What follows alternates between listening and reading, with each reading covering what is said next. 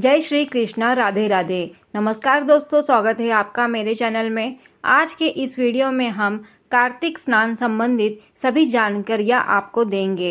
इस वीडियो में जानेंगे कि कार्तिक स्नान कब से शुरू होकर कब समाप्त होगा, कार्तिक स्नान में जरूरी नियम क्या है, सुबह कब तक स्नान करना है, पूजा करना है, सूर्य को जल कब चढ़ाना है, दीपदान कब और कहाँ करना है, इसी के साथ तुलसी पूजन विधि क्या रहेगी, ये सभी चीज़ों की जानकारी आपको इस वीडियो में मिल जाएगी। दोस्तों, कार्तिक मास को शास्त्रों में बहुत ही शुभ माना जाता है। इसी महीने में भगवान विष्णु 4 महीने की योग निद्रा के बाद जागते हैं। साथ ही इस महीने में माँ लक्ष्मी और भगवान विष्णु की पूजा अर्चना करने से व्यक्ति के जीवन में सुख समृद्धि आती है। लेकिन कार्तिक मास में कुछ नियमों का पालन करना बहुत ही जरूरी है। ऐसे में जानते हैं कि कार्तिक मास कब आरंभ हो रहा है। कार्तिक मास का आरंभ 17 अक्टूबर को शाम 4:56 पर हो जाएगा। लेकिन उदया तिथि के अनुसार 18 अक्टूबर को कार्तिक मास का आरंभ माना जाएगा। कार्तिक मास का समापन कार्तिक पूर्णिमा के साथ होता है, यानी कि 15 नवंबर को होगा। कार्तिक मास के नियम का पालन, साथ ही कार्तिक मास में जप तप और पूजा पाठ करने से व्यक्ति को धन धान्य की प्राप्ति होती है। आगे जान लेते हैं कि कार्तिक मास में क्या क्या नियम होता है। पहला नियम, कार्तिक मास में गरीबों को चावल जरूर दान करना चाहिए। ऐसा करने से चंद्र दोष दूर होता है, साथ ही चंद्रमा ग्रह शुभ फल देता है। दूसरा नियम, कार्तिक मास में दीप दान करने का विशेष महत्व होता है। शास्त्रों में बताया गया है कि कार्तिक मास में किसी पवित्र नदी, पोखर, तालाब आदि के पास जाकर घी का दीप दान करना चाहिए। ऐसा करने से व्यक्ति को पुण्य मिलता है। तीसरा, कार्तिक मास में तुलसी पूजा का विशेष महत्व होता है। शास्त्रों के अनुसार इस महीने में रोजाना सुबह शाम तुलसी में घी का दीपक जरूर जलाना चाहिए।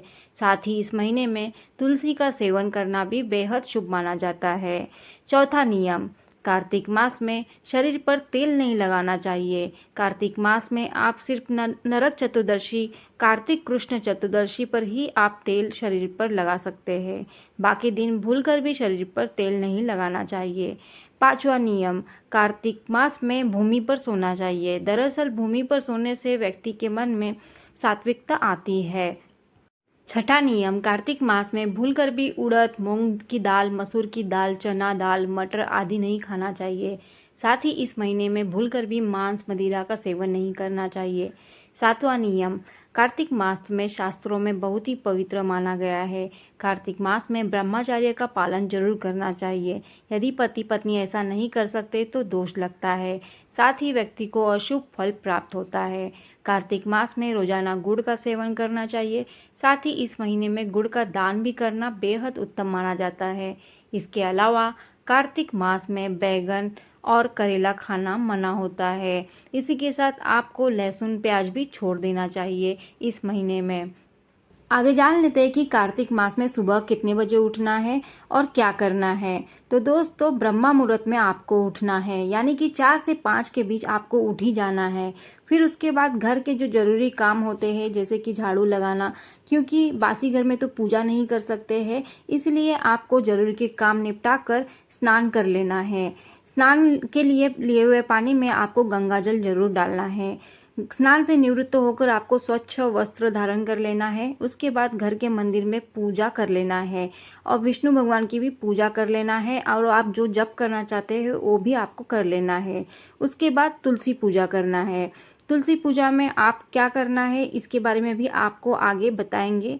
ये तुलसी पूजा हो जाने के बाद आपको सूर्य देव को जरूर जल चढ़ाना है। तो सूर्य देव को कब जल चढ़ाना है?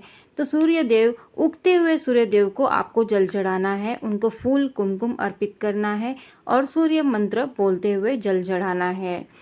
आगे हम बात करेंगे तुलसी पूजन विधि के बारे में। तो दोस्तों, सबसे पहले आपको तुलसी के गमले में स्वस्तिक का चिन्ह बनाना है। आप रंगोली भी बना सकते हैं। आप पूजा आरंभ करना है। सबसे पहले आपको जल चढ़ाना है।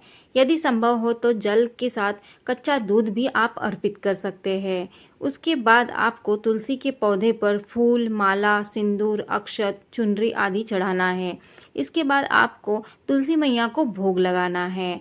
उसके बाद घी का दीपक धूप जलाकर इस मंत्र का जाप करना है। महाप्रसाद जननी सर्व सौभाग्यवर्धिनी आदि व्याधि हरा नित्य तुलसी त्वम नमस्तुत्य। अंत में विधिवत पूजा कर ले है। मान्यता है कि जो लोग सच्चे मन से तुलसी की पूजा करते हैं उन पर माँ लक्ष्मी प्रसन्न होती है और अपना आशीर्वाद उनको देती है। उनको कभी कोई चीज़ की कमी नहीं होती है। दोस्तों, आपको एक चीज़ ज़रूर आपको ध्यान में रखना है कि रविवार के दिन आपको तुलसी में ना जल चढ़ाना है ना छूना है। इससे दोष लगता है, इसलिए इससे आपको बचना चाहिए। कार्तिक मास में दान को भी विशेष महत्व दिया गया है। आपको प्रतिदिन पूजा करने के बाद कुछ न कुछ अपने सामर्थ्य अनुसार दान जरूर करना चाहिए। जैसे कि अन्न, वस्त्र आदि जरूरतमंद चीज़ें आपको दान में जरूर निकालना चाहिए पूजा के बाद। उसके बाद ही आपको अपना अन्न ग्रहण करना चाहिए। आगे जान लेते हैं कि दीपदान कब और कहाँ करना है। दीपदान आप सुबह ब्रह्मा मुहूर्त में कर सकते हैं और सूर्यास्त के बाद भी कर सकते हैं। दीपदान आपको कहाँ करना है, तो दीपदान सबसे पहले आपके घर के लगे हुए तुलसी के पौधे में कर सकते हैं सुबह शाम। फिर अगर आपके घर में केले का पौधा लगा है तो उसमें भी कर सकते हैं, या आप घर के आसपास के मंदिर में भी कर सकते हैं। मुख्य द्वार पर आपको करना चाहिए। फिर घर के छत पर कर सकते हैं, कोई गौशाला में कर सकते हैं, या फिर आपके आसपास में कोई ग्राउंड बहुत अंधकार रहता है वहाँ पर भी आपको दीपदान करके बहुत ही विशेष लाभ प्राप्त होगा। दोस्तों, यहाँ पर वीडियो समाप्त होता है। वीडियो में दी गई जानकारी आपको अच्छी लगी हो तो ज़रूर लाइक करिए। जो भी मेरे चैनल पे पहली बार आए हो चैनल को सब्सक्राइब भी ज़रूर करिए। मिलते हैं एक नए वीडियो में एक नई जानकारी के साथ। राधे राधे।